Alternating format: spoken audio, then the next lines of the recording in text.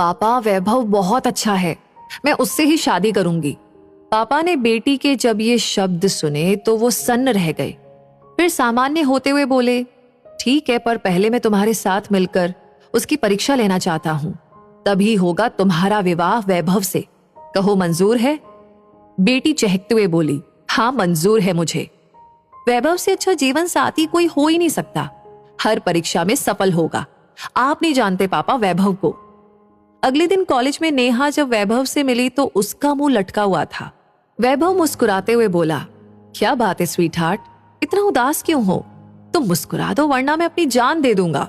नेहा झुंझलाते हुए बोली, वैभव मजाक छोड़ो, पापा ने हमारी शादी के लिए इनकार कर दिया है, अब क्या होगा? वैभव हवा में बात उड़ाता हुआ बोला, होगा क्या, घर से भाग जाएंगे और कोर्ट मैरिज करके वापस आ जाएंगे। नेहा उसे बीच में टोकते हुए बोली, पर इस सब के लिए तो पैसों की जरूरत होगी, क्या तुम मैनेज कर लोगे? ओहो, बस यही दिक्कत है, मैं तुम्हारे लिए जान दे सकता हूं पर इस टाइम मेरे पास पैसे नहीं। हो सकता है घर से भागने के बाद हमें कहीं होटल में छिपकर रहना पड़े। तुम ऐसा करो, तुम्हारे पास और तुम्हारे घर में जो कुछ भी चांदी सोना नकदी तुम्हारे हाथ लगे तुम ले आना। वैसे मैं भी कोशिश करूंगा। और हाँ, कल तुम घर से कहकर आना कि तुम कॉलेज जा रही हो और यहां से हम फर हो जाएंगे सपनों को सच करने के लिए।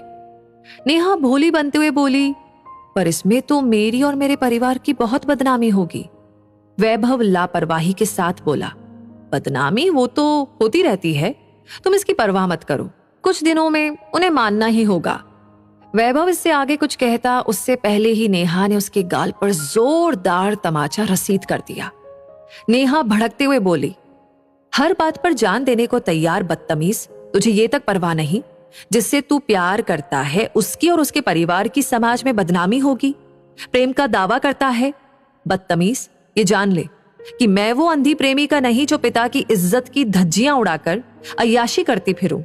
कौन से सपने सच हो जाएंगे जब मेरे भाग जाने पर मेरे पिता जहर खाकर अपने प्राण दे देंगे?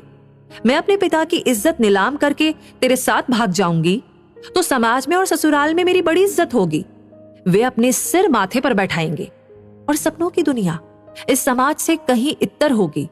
हमें रहना तो इसी समाज में है, घर से भागकर क्या आसमान में रहेंगे?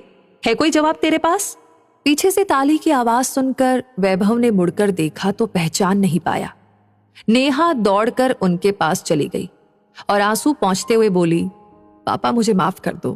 पापा आप ठीक कह रहे थे, जो इंसान अपने स्वार्थ के लिए मुझे बहका रहा है वो मेरा जीवन साथी बनने के लायक नहीं है, क्योंकि